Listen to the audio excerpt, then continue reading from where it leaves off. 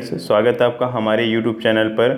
आज हम लोग यहाँ पर यूपीएससी का जो पेपर हुआ था प्री, उसको सॉल्व करने वाले हैं। तो देखिए यहाँ पर पहला क्वेश्चन आपका है, कार्बन नैनो ट्यूबों के संदर्भ में निम्नलिखित कथनों पर विचार कीजिए। ठीक है, देखिए यहाँ पर 4 पॉइंट दिए गए हैं, आपको पता करना है कि इनमें से कौन सा सही है और कौन सा गलत है। ठीक है, कहा गया है कि इनको मानव शरीर में औषधियों और प्रतिजनों के वाहकों के रूप में प्रयुक्त किया जा सकता है।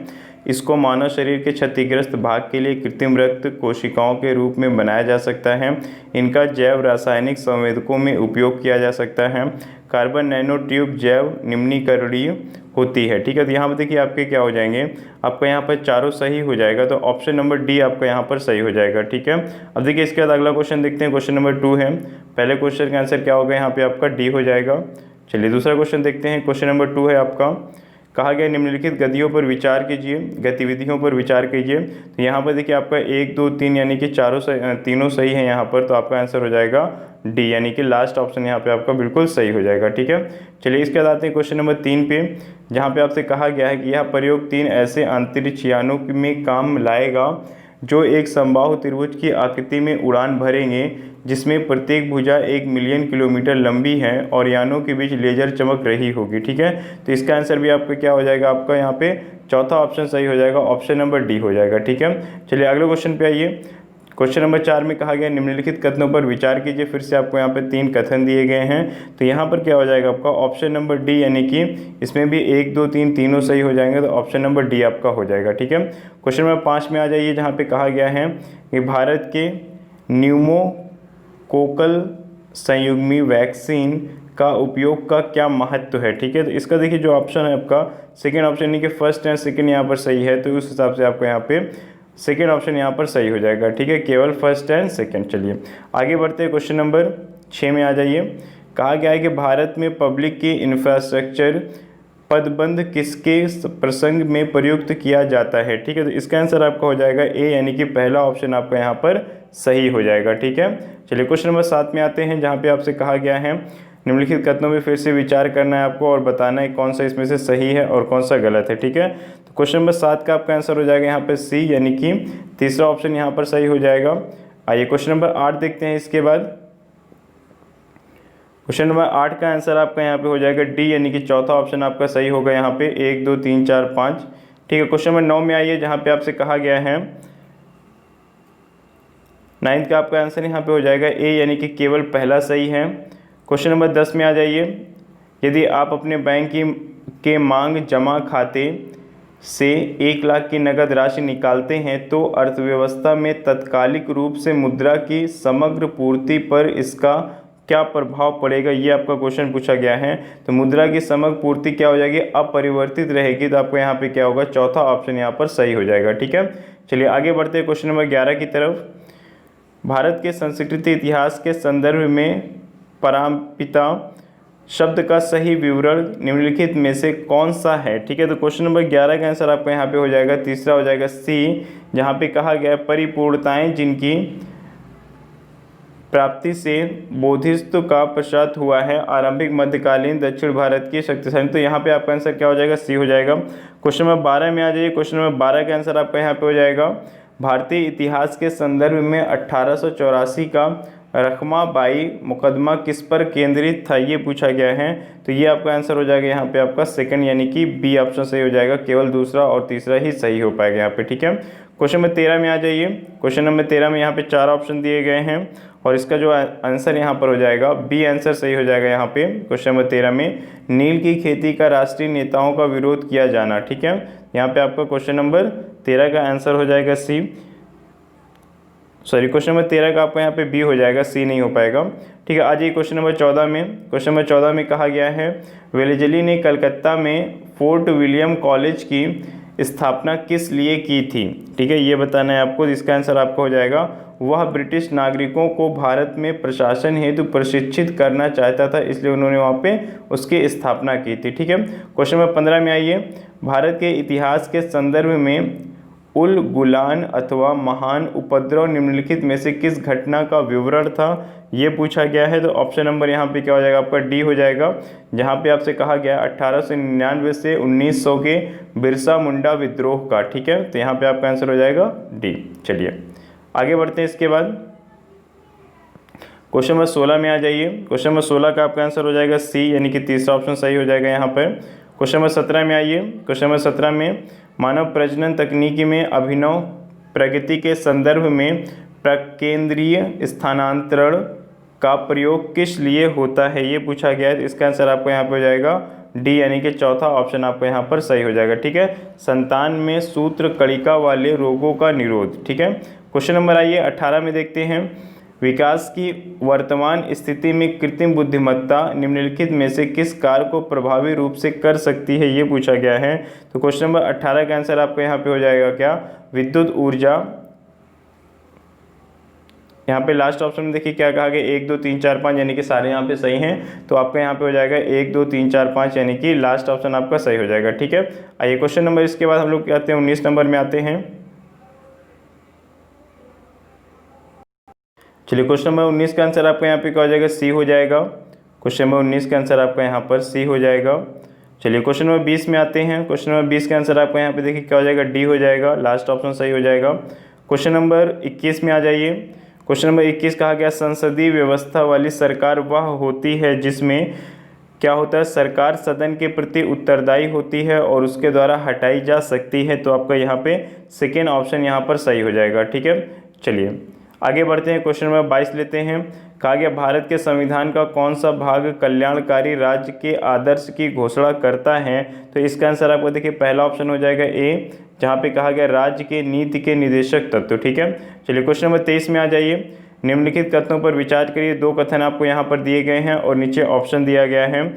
तो इसका आंसर देखिए यहाँ पर क्या हो जाएगा, 23 का बी हो जाएगा, केवल दूसरा वाला यहाँ पे क्या कर रहा है आपका वहाँ पर सही हो पाएगा। ठीक है, चलिए आते हैं क्वेश्चन नंबर 24 में इसके बाद, जहाँ पे कहा गया है कि गांधीवाद और मार्क्सवादी के बीच में एक समान सहमति पाई जाती है, यह निम्नलिखित में से कौन सी है। ठीक है, तो 24 का आपका आंसर हो जाएगा ए, एक अंतिम लक्ष्य के रूप में राज्य विहीन समाज। ठीक है, चलिए क्वेश्चन नंबर 25 में आ जाइए। 25 में कहा गया आपसे, भारत के संदर्भ में नौकरशाही का निम्नलिखित में से कौन सा उपर्युक्त चरित्र चित्रण है, ये पूछा गया है। इसका आंसर हो जाएगा लोक नीति के कार्यान्वित करने वाला अभिकरण। ठीक है, तो यहाँ पे आपका लास्ट ऑप्शन सही हो जाएगा।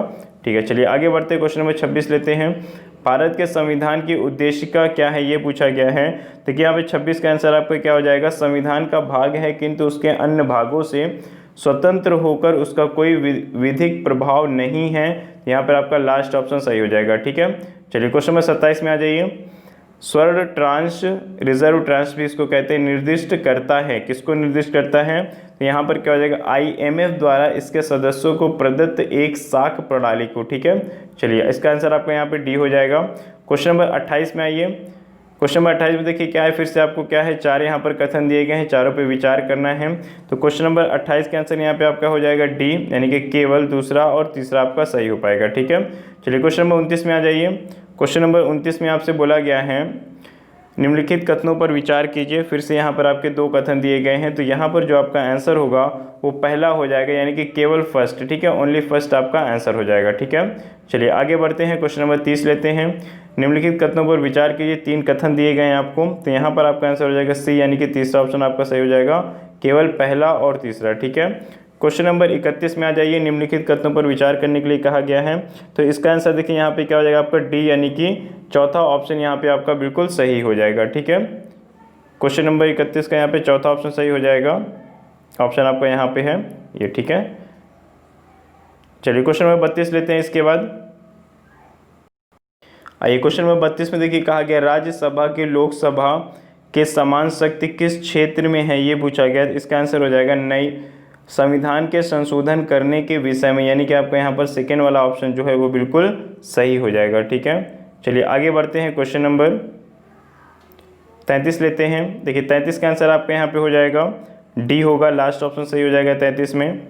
बात करें अगर क्वेश्चन नंबर 34 की, तो क्या हो जाएगा यहाँ पे, निम्नलिखित मूल अधिकारों के किस स्वर्ण में अस्पृश्यता के रूप में किए गए अभिवेदन के विरुद्ध संरक्षण समाविष्ट हैं। ठीक है, तो 34 का आंसर देखिए यहाँ पे क्या हो जाएगा आपका डी हो जाएगा, यानी कि चौथा ऑप्शन यहाँ पर आपका सही हो जाएगा। ठीक है, समता का अधिकार।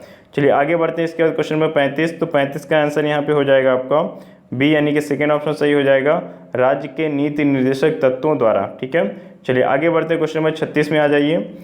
क्वेश्चन नंबर 36 में देखिए आपका आंसर हो जाएगा यहाँ पर ऑप्शन नंबर डी सही होगा यहाँ पर, ठीक है। राजकोषीय उत्तरदायित्व एवं बजट प्रबंधन अधिनियम 2003 के प्रावधानों के कारण, ठीक है। चलिए क्वेश्चन नंबर डी आपका सॉल्व हो गया है। क्वेश्चन नंबर 37 में आ जाइए। क्वेश्चन नंबर 37 में देखिए कहा गया है आपसे कि परिभाषा से संवैधानिक सरकार का अर्थ क्या है। तो इसका अर्थ होता है सीमित सरकार, यानी कि ऑप्शन नंबर डी यहाँ पर सही हो जाएगा, ठीक है। क्वेश्चन नंबर 38 में आ जाइए यहाँ पर। क्वेश्चन नंबर 38 का आपका आंसर हो जाएगा, इसका भी आंसर आपका डी होगा। क्वेश्चन नंबर 38 का यहाँ पे क्वेश्चन नंबर आंसर 38 का आपका हो जाएगा यहाँ पे डी, ठीक है। चलिए आगे बढ़ते हैं, क्वेश्चन नंबर 39 की तरफ चलते हैं। क्वेश्चन नंबर 39 में देखिए कहा गया भारत के विधिक सेवा प्रदान करने वाले प्राधिकरण निम्नलिखित में से किस प्रकार के नागरिकों को निःशुल्क विधिक सेवाएं प्रदान करते हैं। तो क्वेश्चन नंबर 39 का आंसर आपका ए हो जाएगा, 1 लाख से कम वार्षिक आय वाले व्यक्ति को, और दूसरा क्या है 2 लाख से कम वार्षिक आय वाले ट्रांसजेंडर को, ठीक है।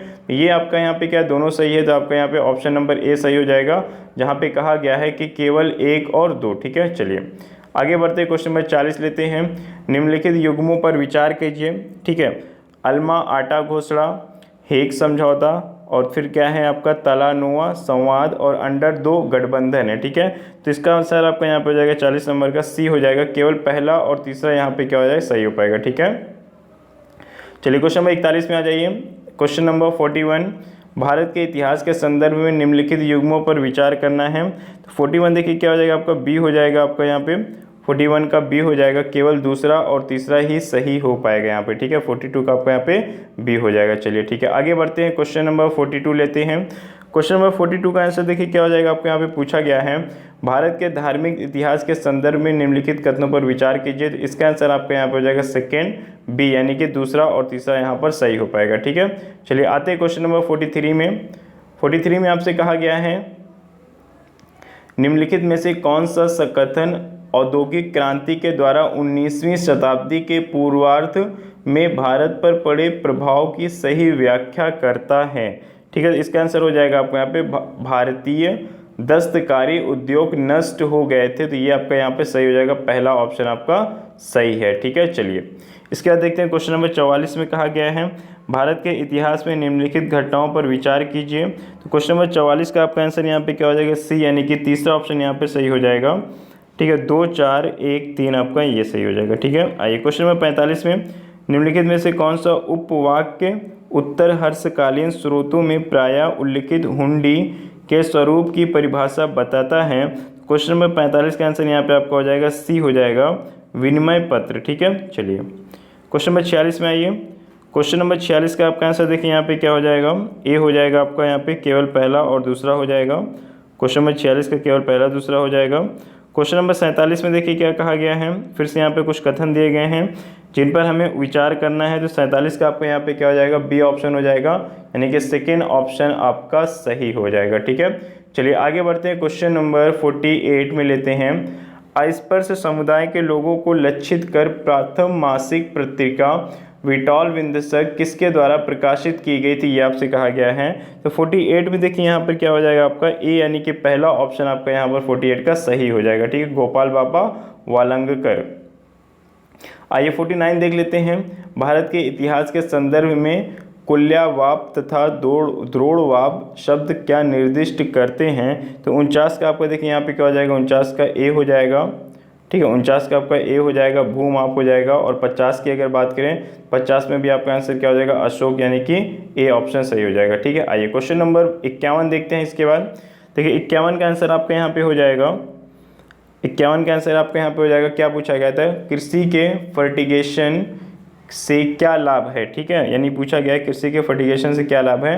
तो यहाँ पे आपका आंसर हो जाएगा पौधों के लिए पोषक बढ़ी हुई मात्रा में सुलभ किए जा सकते हैं, यानी कि यहाँ पर क्या हो जाएगा आपका, यहाँ पर तीसरा ऑप्शन आपका सही हो जाएगा, केवल पहला, तीसरा और चौथा यहाँ पे सही हो पाएगा, ठीक है। चलिए आगे बढ़ते हैं। इसके बाद क्वेश्चन नंबर 52 लेते हैं। निम्नलिखित खनिजों पर विचार करने के लिए कहा गया है बेंटोनाइट, क्रोमाइट, काइनाइट और सिलीमेनाइट, ठीक है। तो यहाँ पर आपका आंसर हो जाएगा क्वेश्चन नंबर 52 में आंसर हो जाएगा डी, यानी कि चौथा ऑप्शन आपका यहाँ पे बिल्कुल सही हो जाएगा, ठीक है। आइए क्वेश्चन नंबर 53 लेते हैं। इसके बाद क्वेश्चन नंबर 53 का देखिए आंसर यहाँ पे क्या हो जाएगा आपका, सेकेंड आंसर यहाँ पे सही हो जाएगा, केवल दूसरा। ठीक है, केवल दूसरा हो जाएगा। उसके बाद आते हैं क्वेश्चन नंबर 54 में। ठीक है, 54 में कहा गया है आपसे, देखिए बी, भारत के रासायनिक उर्वरकों के संदर्भ में निम्नलिखित कथनों पर विचार कीजिए। तो इसका आंसर देखिए 2 और 3 यानी कि आपका केवल सेकेंड ऑप्शन सही हो पाएगा। ठीक है, क्वेश्चन नंबर 55 में आ जाइए। 55 में आपसे कहा गया है, भारत के मरु राष्ट्रीय उद्यान के संदर्भ में निम्नलिखित में से कौन सा कथन सही है, ये पूछा गया है। तो इसका आंसर देखिए यहाँ पे हो जाएगा आपका सी, यानी कि केवल पहला और तीसरा यहाँ पर आपका सही हो पाएगा। चलिए आगे बढ़िएगा। क्वेश्चन नंबर 56 में, सियाचिन हिमनद कहाँ स्थित है आपसे पूछा गया है। तो इसका आंसर देखिए क्या हो जाएगा, नुब्रा घाटी के उत्तर में। तो नुब्रा घाटी के उत्तर में कौन सा ऑप्शन है आपका, डी ऑप्शन है। तो यहाँ पे क्या हो जाएगा, डी आपका सही हो जाएगा। ठीक है, क्वेश्चन नंबर 57 में आ जाइए, जहाँ पे आपसे कहा गया है, भारत के इतिहास के संदर्भ में निम्नलिखित युग्मों पर विचार करना है। ठीक है, तो विचार करने के बाद यहाँ पर निष्कर्ष क्या निकल के आएगा कि यहाँ पर पहला जो ऑप्शन है केवल फर्स्ट एंड थर्ड यही केवल सही हो पाता है। ठीक है, तो फर्स्ट एंड थर्ड हो जाएगा। चलिए आगे बढ़ते हैं। क्वेश्चन नंबर इसके बाद लेते हैं 58, निम्नलिखित कथनों पर विचार करने के लिए कहा गया है। ठीक है, 58 का देखिए यहाँ पर आंसर हो जाएगा बी, यानी कि सेकेंड ऑप्शन केवल दूसरा और तीसरा यहाँ पर आपका सही हो पाएगा। ठीक है, चलिए क्वेश्चन नंबर 59 में आ जाइए। 59 में कहा गया आपसे कि निम्नलिखित कथनों पर फिर से विचार करना है। तो 59 का देखिए आंसर यहाँ पे क्या हो जाएगा आपका सी, यानी कि तीसरा ऑप्शन सही हो जाएगा। यहाँ पे क्वेश्चन नंबर सी हो जाएगा। आइए क्वेश्चन नंबर इसके बाद देखते हैं 60 में, निम्नलिखित बाघ आरक्षित क्षेत्रों में क्रांतीय बाघ आवास के अंतर्गत सबसे बड़ा क्षेत्र किसके पास है, ये आपसे पूछा गया है। तो क्या हो जाएगा आपका नागा अर्जुन श्री सैलम, यानी कि आपका तीसरा वाला ऑप्शन यहाँ पर सही हो जाएगा। ठीक है, चलिए आगे बढ़िए। क्वेश्चन नंबर 61 में आ जाइए। यदि किसी पौधे की विशिष्ट जाति को वन्य जीव सुरक्षा अधिनियम 1972 की अनुसूची 6 में रखा गया है, तो इसका क्या तात्पर्य है, आपसे ये पूछा गया है। तो क्वेश्चन नंबर 61 का आंसर यहाँ पे देखिए क्या हो जाएगा आपका ए या बी हो जाएगा, यानी कि उस पौधे की खेती करने के लिए लाइसेंस की आवश्यकता होगी। और दूसरा कहा गया है, ऐसे पौधों की खेती किसी भी परिस्थिति में नहीं हो सकती है। ठीक है, तो यहाँ पर क्या है आपका दोनों सही होने के चांसेस बनते हैं, तो आपका ए और बी हो जाएगा। चलिए इसके बाद आगे बढ़ते हैं हम लोग यहाँ पर क्वेश्चन नंबर 62 लेते हैं। प्राचीन भारतीय गुप्त राजवंश के समय के संदर्भ में नगर घंटाशाला कदूरा का चौल किस लिए विख्यात है। ठीक है, तो क्वेश्चन नंबर 62 का आंसर जो है वो आपका यहाँ पे क्या हो जाएगा, पहला ऑप्शन सही हो जाएगा, यानी कि ए आपका यहाँ पर सही हो जाएगा, विदेशी व्यापार करने वाले बंदरगाह। ठीक है, चलिए क्वेश्चन नंबर 63 में आइए। कृषि की शून्य जुताई जीरो टिलिंग का या के क्या लाभ है। ठीक है, तो क्वेश्चन नंबर 63 का जो आंसर है वो आपका हो जाएगा डी, यानी कि पहला दूसरा तीसरा तीनों यहाँ पे सही हो पा रहा है, तो आपका डी हो जाएगा। ठीक है, क्वेश्चन नंबर 64 में देखिए क्या है,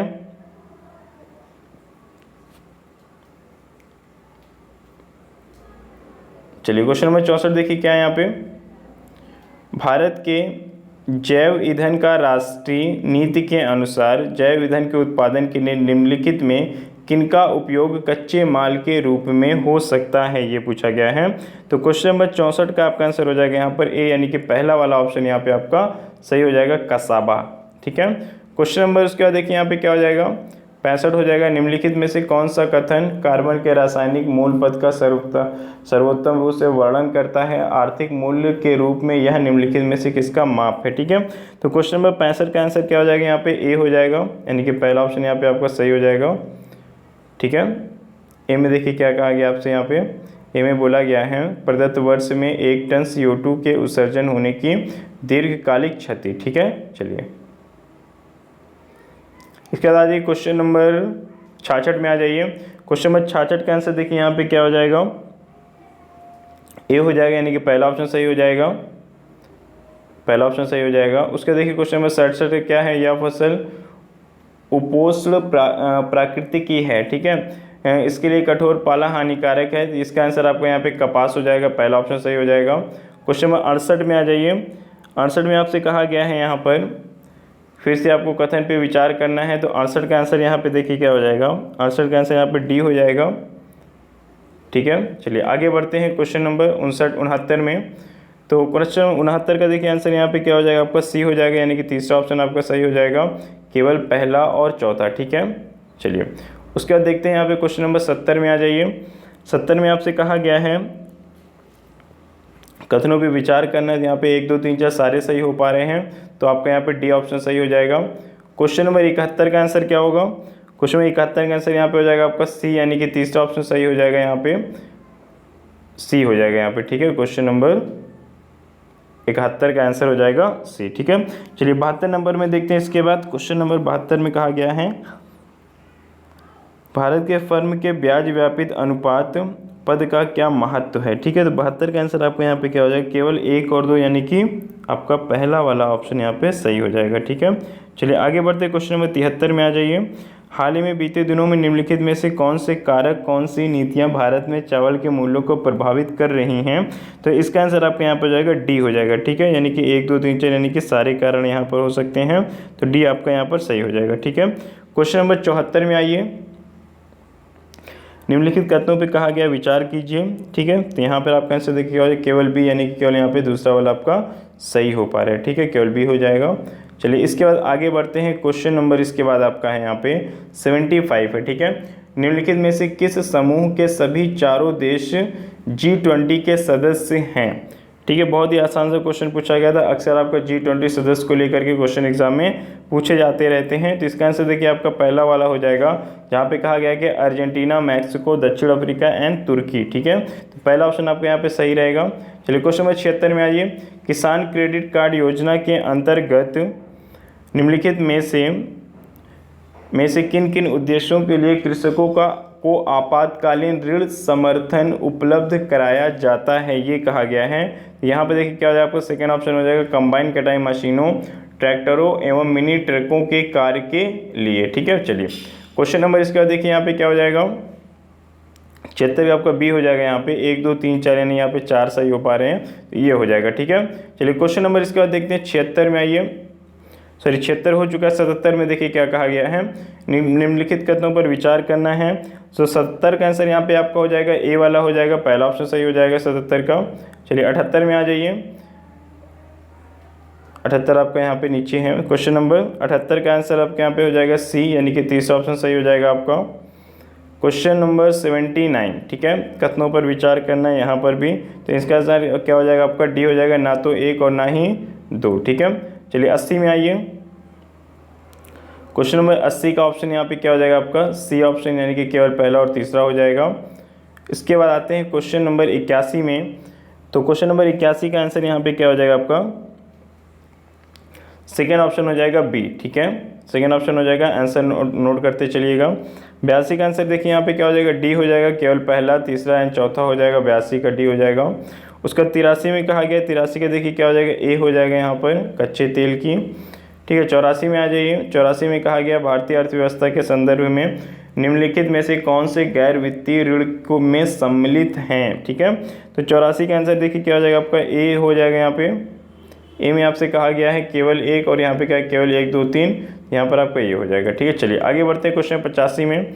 85 में देखिए बोला गया है आपसे 85 का आंसर यहाँ पे क्या हो जाएगा आपका? बी, यानी कि सेकेंड ऑप्शन सही हो जाएगा 85 का। 86 का देखिए क्या होगा? 86 का यहाँ पे क्या हो जाएगा आपका? सी वाला सही हो जाएगा आपका, जहाँ पे कहा गया है केवल पहला एंड तीसरा। ठीक है, चलिए 87 में आ जाइए। 87 में कहा गया है कि यदि आरबीआई प्रसारवादी मौद्रिक नीति के अनुसार करने का निर्णय लेता है तो वह निम्नलिखित में से क्या नहीं करेगा, आपसे ये पूछा गया है। 87 में देखिए आपका सेकेंड ऑप्शन क्या है यहाँ पे? ठीक है, सीमांत स्थायी सुविधा दर को बढ़ाना, तो यही आपका यहाँ पर सही हो जाएगा। क्वेश्चन नंबर 87 का आपका हो जाएगा यहाँ पे सेकेंड वाला। ठीक है, चलिए क्वेश्चन नंबर 87 के बाद 88 ले लीजिए।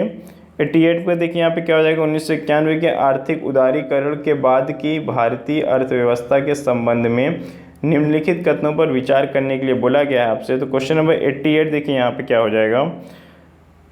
का सेकेंड ऑप्शन यहाँ पे केवल 3 और 4 दिया गया है, तो बस यही आपका सही हो जाएगा। ठीक है, चलिए क्वेश्चन नंबर आते हैं इसके बाद 88 के बाद 89 में।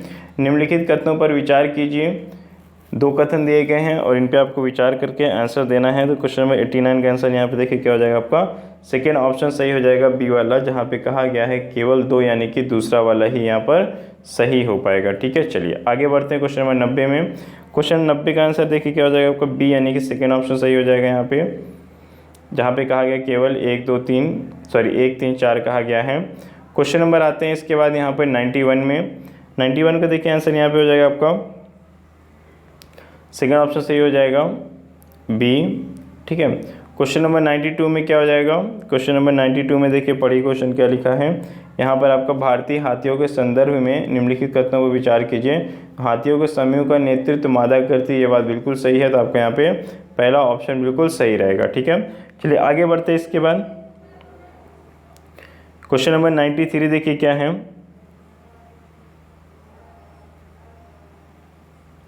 93 में देखिए कहा गया आपसे यहाँ पर 93 में निम्नलिखित में से कौन सा संरक्षित क्षेत्र कावेरी बेसिन में स्थित है, आपसे ये पूछा गया है। तो 93 का आंसर देखिए यहाँ पे सी हो जाएगा, केवल 1, 3 और 4। ठीक है, 2 यहाँ पर नहीं है, 1, 3, 4 और हो जाएगा। ठीक है, 94 में आइए। 94 में कहा गया देखिए आपसे, 94 में आपका आंसर हो जाएगा यहाँ पर ए वाला पक्षी। ठीक है, पक्षी हो जाएगा। 95 में देखिए क्या है, भारतीय अनुमृग यानी कि बारहसिंगा की उपजाति जो पक्की भूमि पर फलती फूलती है उसे केवल घास बच्ची के संरक्षण के निम्नलिखित में से कौन सा संरक्षित क्षेत्र प्रसिद्ध है, ये पूछा गया है। तो 95 में आपका आंसर हो जाएगा कान्हा राष्ट्रीय उद्यान हो जाएगा। ठीक है, कान्हा राष्ट्रीय उद्यान हो जाएगा। चलिए क्वेश्चन नंबर 96 देख लीजिए, यहाँ पे क्या है, इस्पात लौह अयस्क पूछा गया है उसके बारे में। 96 का आंसर यहाँ पे आपका डी हो जाएगा, केवल 1, 2, 3। ठीक है, यहाँ पर भी कथनों पे विचार करने के लिए ही कहा गया है। ठीक, क्वेश्चन नंबर 97 में आइए। 97 में क्या कहा गया आपसे, निम्नलिखित में से कौन से एक ऐसे सर्वाधिक संभावनीय स्थान है जहां कस्तूरी मृग अपने प्राकृतिक आवास में मिल सकता है। ठीक है, 97 के यहाँ पे क्या हो जाएगा, अस्कोट वन्यजीव अभ्यारण्य यानी कि पहला वाला ऑप्शन आपका सही हो जाएगा। ठीक है, और यहाँ पे कहा गया गंगोत्री राष्ट्रीय उद्यान, ये भी सही है, यानी कि फर्स्ट ऑप्शन आपका सही हो जाएगा। क्वेश्चन नंबर 98 देखिए क्या आपका, क्वेश्चन नंबर 98 का आंसर हो जाएगा आपका केवल पहला हो जाएगा, केवल पहला, दूसरा और तीसरा हो जाएगा। ठीक है, क्वेश्चन नंबर 98 के बाद देखिए 99 में आपको निम्नलिखित कथनों पर फिर से विचार करने के लिए कहा गया है। तो 99 का आंसर यहाँ पे क्या हो जाएगा, 1, 2, 3 यानी कि आपका डी ऑप्शन सही हो जाएगा। चलिए क्वेश्चन नंबर आगे बढ़ते हैं और लेते हैं लास्ट क्वेश्चन। खेती में बायोचार का क्या उपयोग है, ये आपसे पूछा गया। 3 आपको कथन दिए गए हैं यहाँ पर। देखिए बायोचार का जो उपलब्ध है वो क्या है, इन तीनों में से 3 के तीनों सही हो जाएंगे। ठीक है, यानी कि आपका आंसर क्या हो जाएगा, 1, 2, 3 हो जाएगा। ठीक है, इसी के साथ हमारे यहाँ पे 100 क्वेश्चन पूरी तरीके से कंप्लीट हो गए हैं। इसी तरीके से किसी भी एग्जाम की आंसर की के लिए हमारे चैनल को सब्सक्राइब करें, और साथ ही यूपीएसआई का बैच आपका और आरआरबी, एनटीपीसी और ग्रुप डी का भी बैच ऑलरेडी स्टार्ट है। सीटेट पेपर 1 के लिए मैथ भी आपका कंप्लीट होने वाला है। इन सारी क्लासेस के लिए हमारे चैनल को ज़रूर सब्सक्राइब करें और साथ में बेल आइकन को भी प्रेस करें। धन्यवाद।